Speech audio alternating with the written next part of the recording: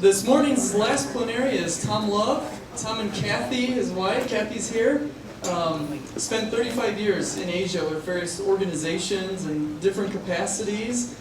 Tom comes with a lot of experience and a wealth of knowledge. And currently he serves as an Afghan Hand for USAID in Washington, D.C., which is the United States Agency for International Development. But he told me that basically means he spends a lot of time in Afghanistan and some time in Washington, D.C. But Tom's going to speak this morning about the mystery of value and talk about what does value really look like in terms of economics and smallholders and community development. So go ahead and let's please welcome Tom. Thanks, Adam. Well, thank you very much. It's good to be here. I saw some of you cringe when he said USAID. I want to assure you, when the Lord sent his disciples out, he said, I'm sending you out into the world, but I want you to be in the world, not of the world. Well, I'm in USAID, but I'm not of USAID. I am really happy today to be with my tribe. You are my tribe. So I just want you to know that's where my heart is. And I spent a lot of years doing what you're doing. And that's, again, what my goal is to get back there. So somehow the Lord called me to the hardest mission field in the world, the U.S. government. And I can tell you, I'm a bit like Jonah. I went kicking and screaming, and you can ask my wife about that. And I still struggle with it every day. It's a moral dilemma sometimes to get up and go to work. But for some reason, God wants me there. And so there I am. And anyway, it's been an interesting ride. Okay, this morning, well, first of all, thank you, Abram, for inviting me to speak. He gave me a challenging subject, which is value chain development. And I'll skip my personal background. It's not about me anyway. But I do want to say two things before I begin. Number one is that I look at things from a distinctly biblical perspective, in the sense that when I first came to Asia, I had a completely dichotomized worldview. In that, I was out here to do spiritual things. And all this other stuff, humanitarian stuff, really wasn't that important to God. Well, very quickly I learned that that's not the case. My very first trip, I was in Taiwan studying Chinese. My very first trip to Thailand was in 1979 in the month of October. If any of you were alive at that time, you will remember that during the month of October in 1979, there were about 500,000 Khmers who were flooding across the border into Thailand, seeking refuge from the killing fields. And my first experience as a young man coming here, wanting to serve the Lord, was to go to a camp called Sakyao. It was the first 2 weeks. And I got off the bus and I looked out, and it was a big field, flat field with barbed wire around it, and there were 40,000 starving people sleeping in the mud. And every morning we had to go out. They dug a big trench out behind the camp. Every morning the Thai authorities wouldn't let us stay in the camps at night. We had to go out and sleep outside, and the next morning we'd come in. We had to carry the bodies out and throw them in the pit. I started to wake up. I started to see that God cared about that. That really mattered to God. And that was the beginning of my journey. So that's the first thing. I don't look at the world in terms of this is physical and this is spiritual. To me, it's all the same. And this morning I want to talk a little bit about the theoretical. I really appreciate all the practical things we've been learning these past few days. But I want to go a little bit to the philosophical and start with that. I am going to talk a bit about the technical side of value chains, but I want to start a little bit with the philosophical. The second thing is I'm old school. I don't have a PowerPoint. What I'm going to attempt to do today is use words to create a picture in your mind. So you create the PowerPoint this morning in your mind. And but the other thing, I'm a little old school. My language is old school, and today you'll hear me use the word man a lot. And I don't mean that in any kind of a sexist way. What I'm using it in the generic sense of mankind, humankind. So all of you ladies out there, please don't be offended if you hear me refer to man, because I'm referring to humankind. So those are the two things I wanted to get settled from the beginning. Also, I can't see very well, so you'll have to put up with my glasses. Okay, value chain development. I am no expert on value chain, although I've had some experience in business. And so my experiences and observations have given me a strong set of ideas related to the subject. So I've titled my talk today, The Mystery of Value, Thoughts on Value Chain Development. Now, I've stolen that title from a book that had a big influence on me. A socioeconomist from Peru named Hernando de Soto wrote a book called The Mystery of Capital. I recommend you all read it. It's a profound book based on his research in the slums of Peru and in other places in Latin America. Because as you'll see, hopefully, value is a very mysterious concept. And that's really what I'm going to break down today. Those are my 3 points, if you will. What is value? Because words are important. God used words to create the world. I really think it was mathematics, but anyway, we won't discuss that now. But he used words to create the world. Words have meaning. And I think, it's often said that whoever defines the vocabulary controls the discussion. It's important that we all understand terms that we use every day and what meaning they have and what people are hearing. So I like to define terms, and that's pretty much what my outline is today. What is value? What is a chain? And what is a development?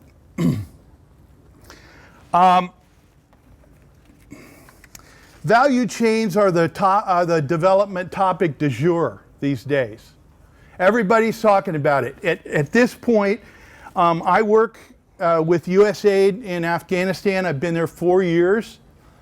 And very interesting environment working with the military and all that. And I could tell you stories there. But right now in Afghanistan alone, USAID has $300 million in value chain development projects. $300 million. That's why I say it's the development topic du jour. But in talking with people, I just, people have their own definitions. So many people really don't know what it means. And so I'm going to tell you what I think it means. And I'm going to start with a couple of the greatest value statements ever made. The first one, very familiar to many of us, for God so valued the whole of his creation, the cosmos, that he gave the most precious thing that he could offer. That's how much he valued his creation. The second one is the verb form of it, and it's where you make a judgment of value. as in Genesis 1 through 3. God saw all that he had made, and what was his evaluation? It was good. And when God says something's good, it's good. So God evaluated what he created, and it was good. God saw its potential. And there's a lesson here for us. The first thing we need to be able to do to begin a value chain is to see potential.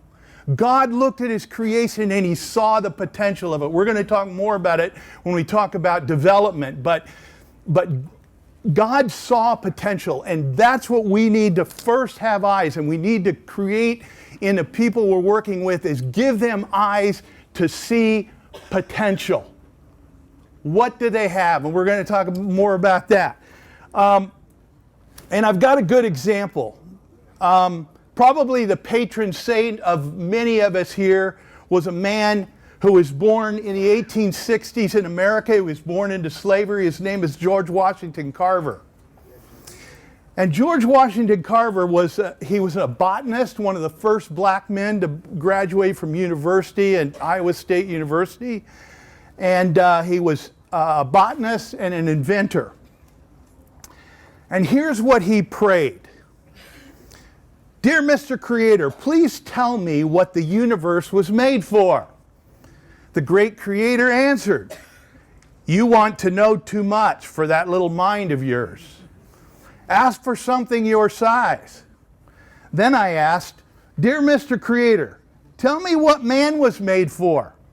Again, the great Creator replied, little man, you are still asking too much. Cut down the extent of your request and improve the intent. So then I asked, please, Mr. Creator, will you tell me why you created this peanut? Well, George Washington Carver, in case you don't know, went on and developed over 300 uses for the humble legume. Numerous food products range from peanut sausage to mayonnaise. Cosmetics included face powder, shampoo, shaving cream, and hand lotion. Insecticides, glue, charcoal, rubber, nitroglycerin, plastics, and axle grease are just a few of the many valuable peanut products discovered by Dr. Carver.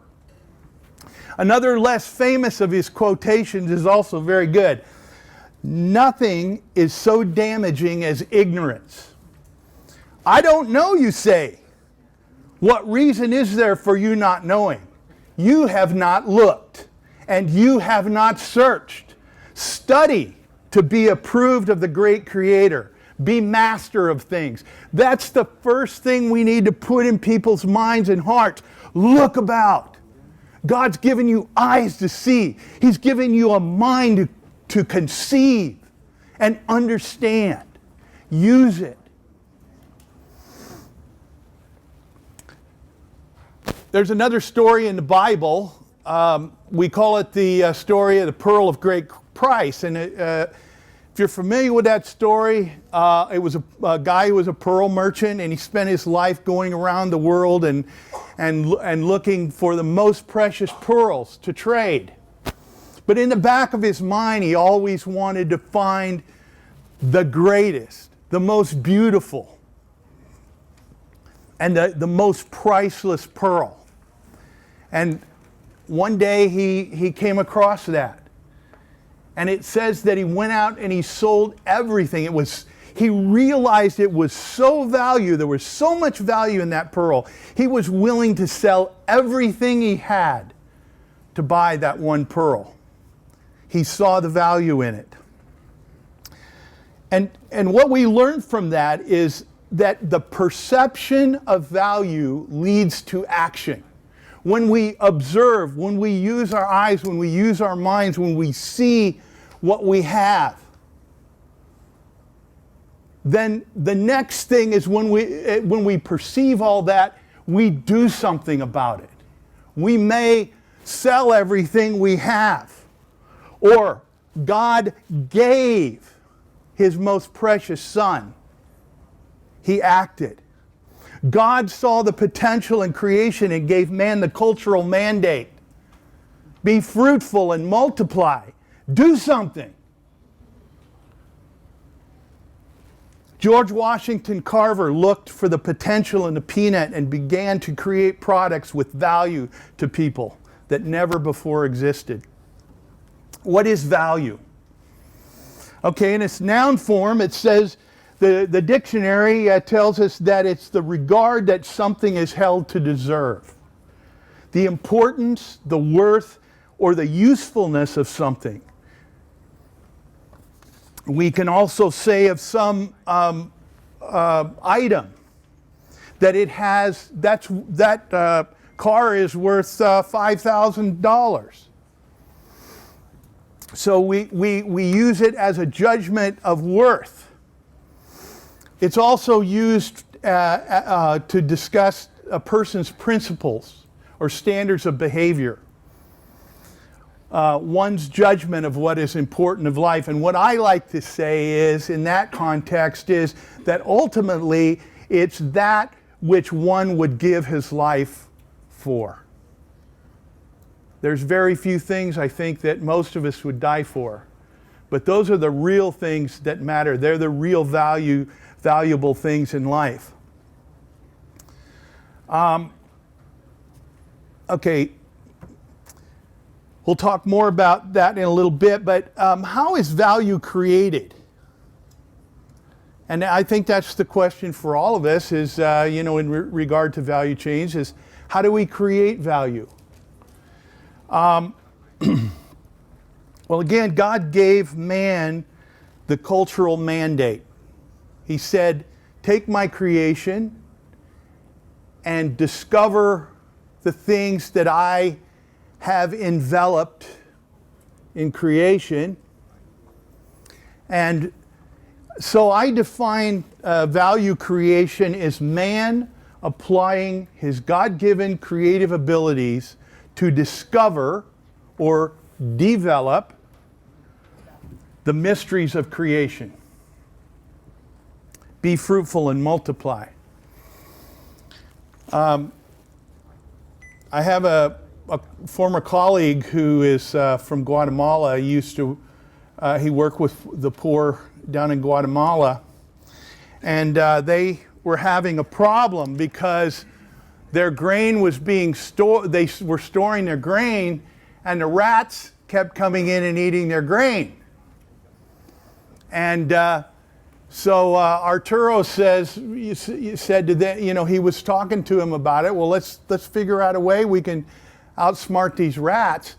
And he asked them the question, well, who's smarter, you or the rats? You know what their answer was? The rats. He said, no, that's not the way it is. It says God has given us dominion over nature. You're created in the image of God. You're smarter than the rats. And of course, they went on to find some ways that they could outsmart the rats. And the rats, would stop eating their food. Okay, another way that value is created is by a proper understanding of the world. I call that worldview. That's been my passion for the last 25 years. As I began to work in the context of poor communities, it just was a big question to me how people's understanding of reality, their sacred belief systems, how it affected their development. I'll be having a workshop on that tomorrow afternoon if any of you are interested. But one of the aspects of is how do you view creation? How do you view the environment? Is it a closed system? Is it a pie that's only so big? And if I take an extra piece or I take a little bit more, does that mean there's less for everybody else? Well, some people certainly have that view. But I choose to think that creation is an open system. And man is bound by the, you know, a lot of people think that man is bound by the limits of the created order. But, you know, there's two ways to look at it. If you have a materialist worldview, if you believe that this is all there is, only what you can see and touch and inspect under a microscope, if that's all there is, then yeah, that's all there is. But in addition to the physical, there's the metaphysical. There's that which is unseen. And that, the environment I work in, that's not even considered. The unseen, the metaphysical is not even considered. And a person's worldview can place limits on what is possible, because if you believe that the material world is all that there is, then what are your answers? Your answers are all material. People's problem is they don't have enough money. So what do? We need to give them more money. And when they have more money, then their problems are solved. Right?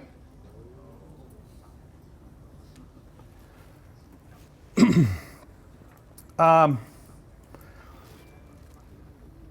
heard a story about a Peace Corps volunteer in Africa, and she was sent there to, she was a nurse, and she went there to teach young nursing students about microbiology. And she went through this course, and all these young ladies were there, very intense, studied very hard, and she taught them the secrets of microbiology and how disease was contracted and passed from one person to another, and they all did very well. They passed the final exam, and they were having their after-class party, and finally one of the nursing students got up and they said, thank you so much for teaching us about how Westerners think disease happens. Now we will tell you how disease really is passed. And she proceeded to tell the story of a witch that comes out in the night and flies around and bites people in the back. And that's how disease is really contracted. Now, we can laugh at that, because we all have most of us have this Western perspective. That's how disease happens. You know, how you define the problem is how you solve the problem. If disease is always caused by physical things, the only way to solve that problem is by a physical means. And quite often that's the case. There's no question about that. But they acknowledge something that the Westerner didn't acknowledge: the unseen, the metaphysical, the things that are behind the physical. That it's possible that disease actually might be contracted in some other way. Have you ever, I grew up in a culture where children, probably the most frequently asked question of children is, what do you want to be when you grow up? And in my culture, where I have a lot of options, I could say anything. I want to be a brain surgeon. I want to be a rocket scientist. You know, I want to be whatever. And theoretically, it's possible, because I had a lot of opportunities. Have you ever tried asking that question to a poor child in a village? Try it sometime. Their eyes will glaze over, and they don't even understand the question, because they don't have any options. What do you mean, what am I going to do when I grow up? My grandfather was poor, my father's poor, and I'm going to be poor.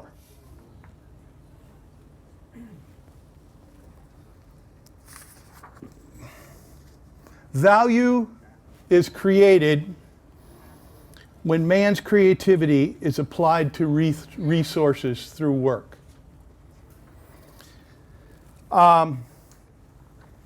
250 years ago, there was this black gooey stuff that oozed up out of the ground, and it had no purpose.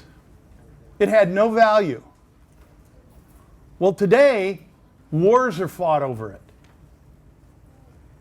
And it's a very valuable commodity. Was it any less valuable back then? It was the same stuff.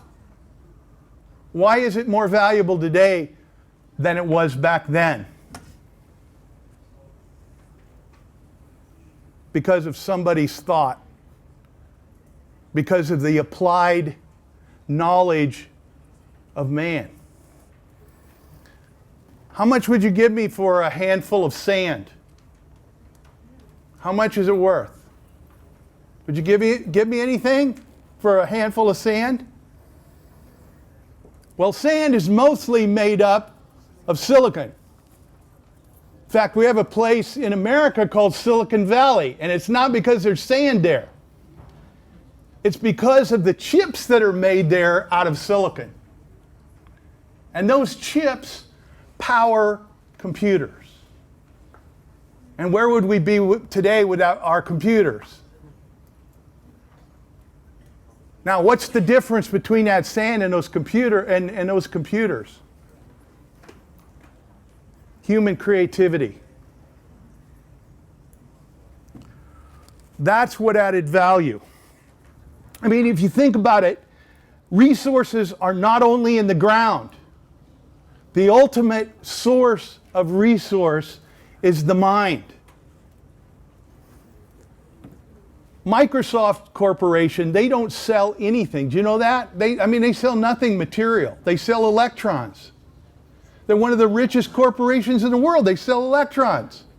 They don't have anything to sell. Except the creativity of those who put those electrons in a way that will work for man. In the ancient world, the Greeks and the Romans looked upon manual work as a curse. I think a lot of cultures that we may be in today view work as a curse. Something for the lower classes, for slaves. But, you know, Christianity changed all of that. Christians viewed work as a high calling, a calling to be co-workers with God in unfolding the rich potential of His creation. And many cultures have that, as I said, have that worldview today where work is some sort of a curse. It's something you try to avoid. It's something you get out of. And it's expressed in songs and jokes. Thank God it's Friday. Phrases that we use. A bad day of fishing is better than a good day of working. That kind of stuff. Work becomes something that people dread and try to avoid. But the thing is, you know, in many cultures that were affected by the Protestant Reformation, work took on a whole new meaning.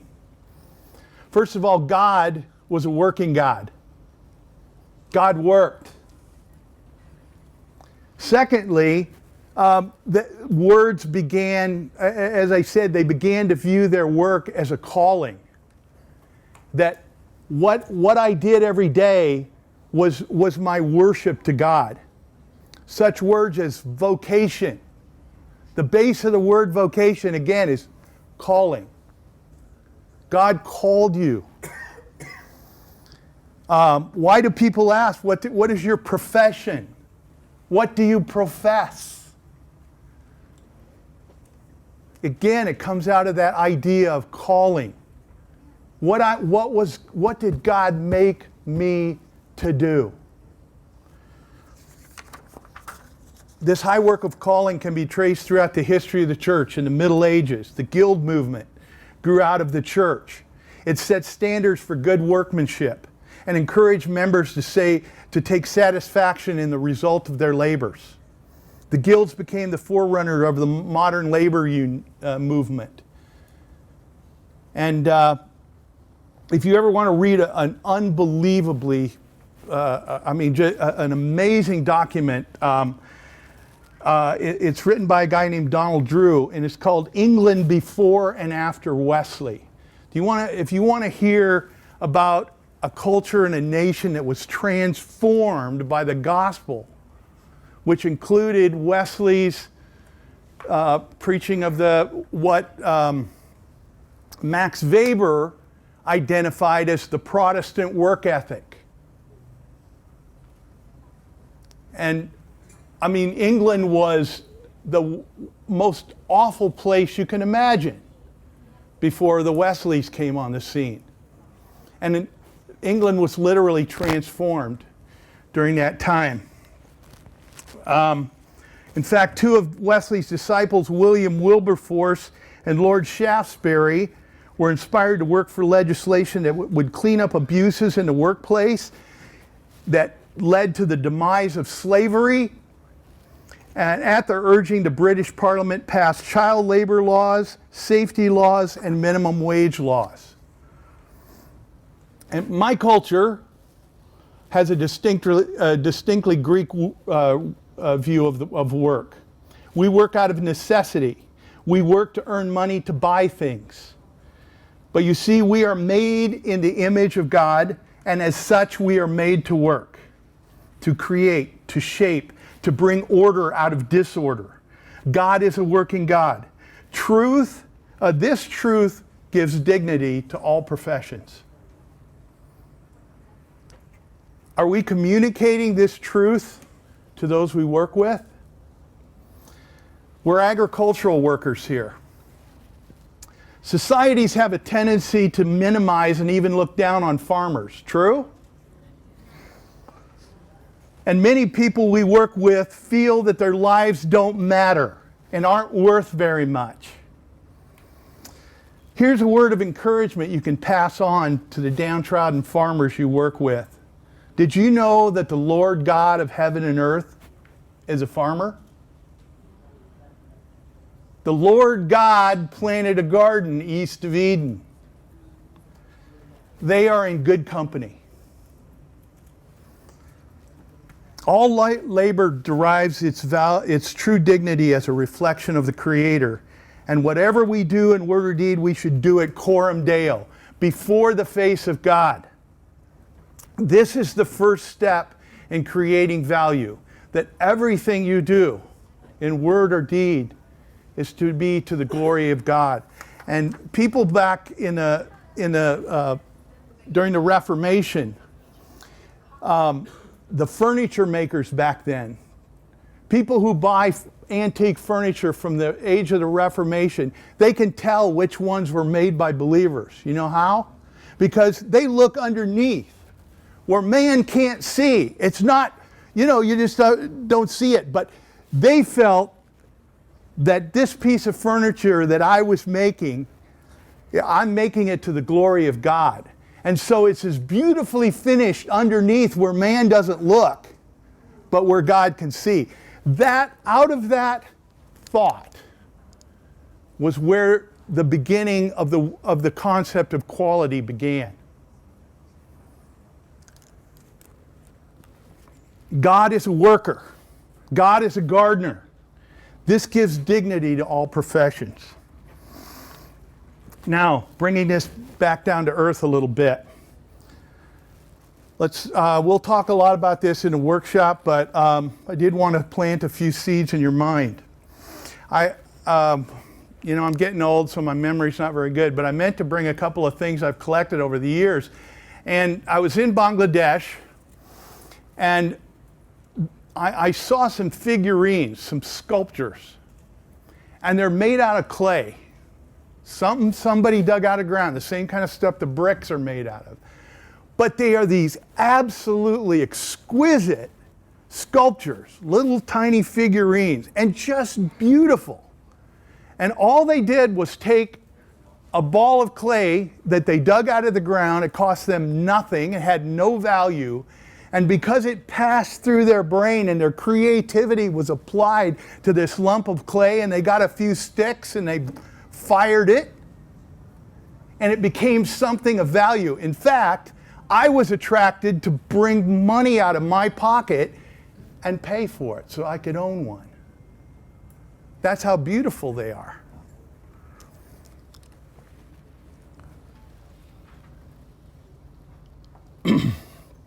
in this worldview, work is an expression of worship to God. It is creating value through a combination of raw materials that God created and the creativity that reflects the Creator in His image bearer man. This is where the concept of quality originated. Okay. In a value chain, every link in that chain must create value. Must, whether it's growing a product, or if the product is more valuable over there than it is over here, then I figure out a way to get that product over there and add that value to it. And every link in the chain not only has to add value, which I think most people who talk value chains, they get that concept. We have to add value. But quite often, people don't realize that that value has to be appropriated. In other words, that value, the person who adds that value needs to extract enough value to be able to sustain whatever link in the chain it is. And we've got to be able to, I'm going to say a dirty word here, we have to become profitable. Now, sustainability means different things to different people. But in my mind, at the very bottom, sustainability equals profitability. If you're not profitable, you're not sustainable. Now, when I mention the word profit, a lot of people's hackles go up. They have visions of great robber barons who are exploiting the poor and building these big palatial mansions and all that kind of stuff. That's not what I'm talking about here. Let's see, I'm losing my place. Okay, I define it this way. Profit, a financial benefit that is realized when the amount of revenue gained from an activity exceeds expenses, costs, and taxes needed to sustain the activity. That's profit.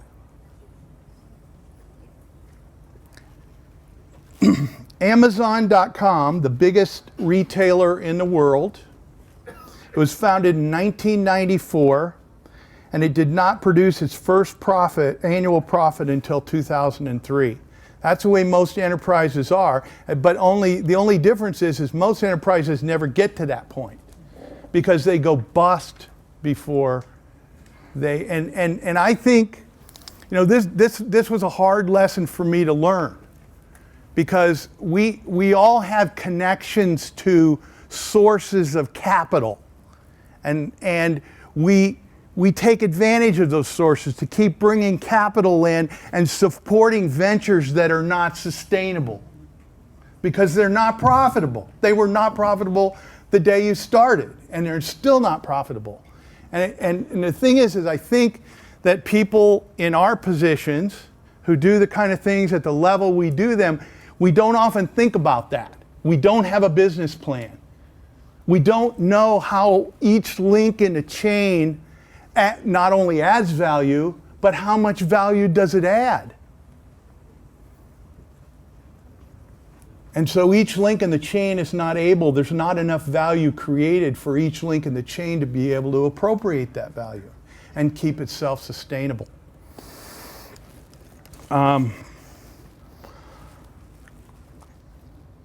The concept of value chains was first articulated by a guy named Michael Porter in a book in 1985 called Comparative Advantage.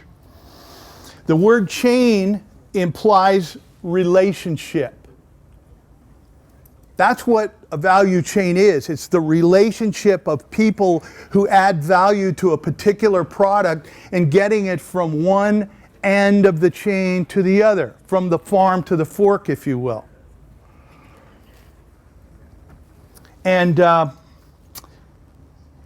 In a chain, there is a secure relationship between every link in the chain. At the simplest level of value chain is a sequence of symbiotic relationships that work toward creating value. They're mutually dependent, and they're built on trust and mutual interest. In other words, it's what we call in America a win-win. And I've worked in many, many cultures that they don't understand that concept of win-win. It's usually I win, you lose. And we've got to get that concept out. That there doesn't have to be a winner and a loser. Both parties can benefit. A rising tide raises all the boats. To use an overused idiom, a chain is only as strong as its weakest link. 5 minutes, holy mackerel. Okay, well, I'll leave it at that. Okay, well, some of this stuff we'll talk about in the workshop. Let me move along a little bit here so I can conclude in a decent manner. Okay, we've talked about value. We've talked about a chain being relationships. And you can't push a chain. You have to pull it. And in a value chain, who pulls the chain? The market. I don't have time to discuss it. I got a lot of points here on market, but essentially you have to be market driven. You have to produce to people who value what you produce. It does not matter how much you think it's worth if you want it to be sustainable.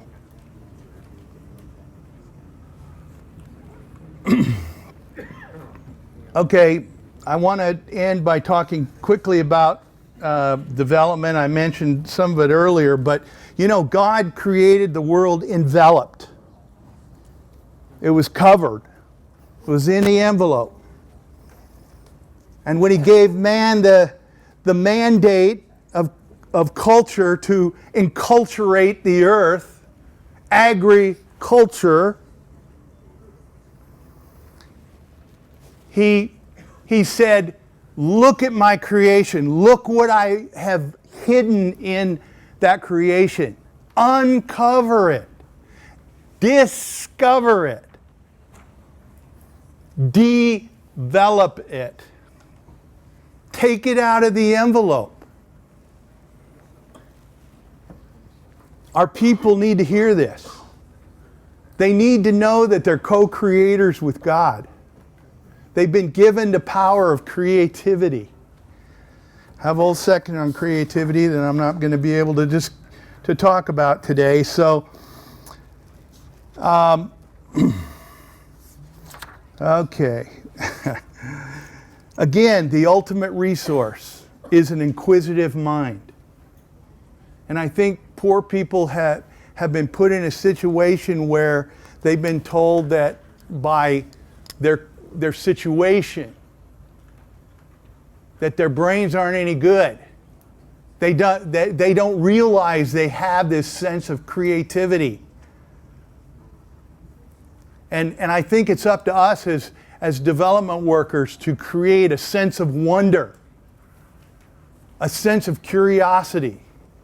How can I make that work better? How does that work? And how can I make it work better?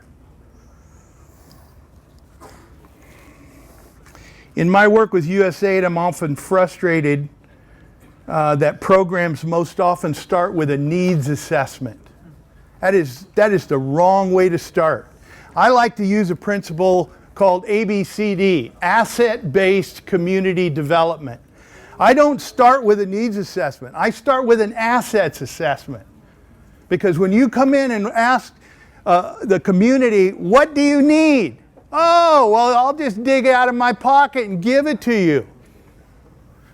Starts off the discussion starts off wrong. I come in and say, what do you have? What assets do you have? You have land, you have sunshine, you have water, you have labor, you have time. Now, how can we put those together in a different combination to create something different? I'm sorry, I'm going to have to quit here, but my last statement.